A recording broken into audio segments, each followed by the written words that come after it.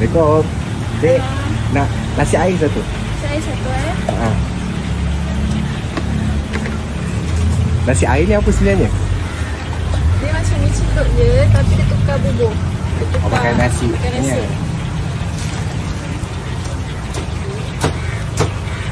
Dia pakai daging. Ni daging. Ni barang-barang. Tu apa tadi tu?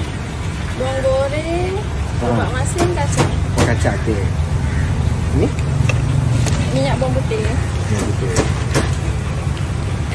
Tu ikan bilis kan? Betul.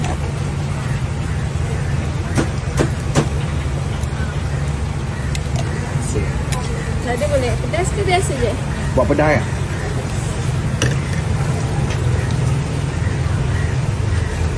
Ni sebut lada. Dia semua ada. Oh, ni ada bola daging kali. Dia bola daging. Oh, dia macam bubur tapi dengan sup kan?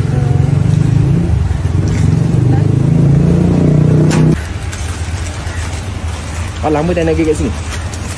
Dah lama dah. Dah berapa lama tu? Sebelum ni mak saya naik dari saya umur 6 tahun dah je 6. Oh, dah jam 6. Sekarang umur apa? Saya 24 tahun.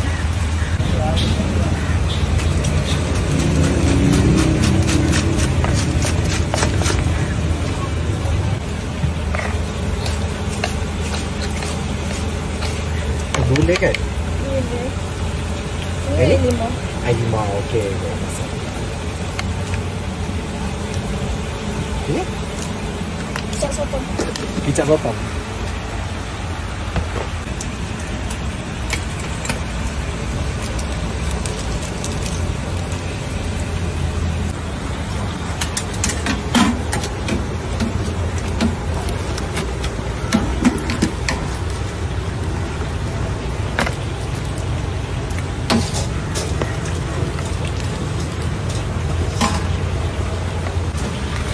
Kalau Maggi satu set berapa ringgit?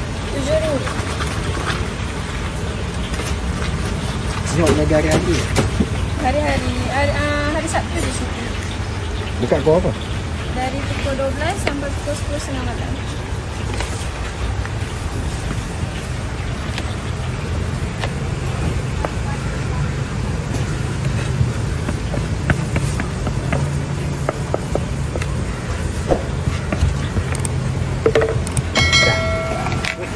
Sorry.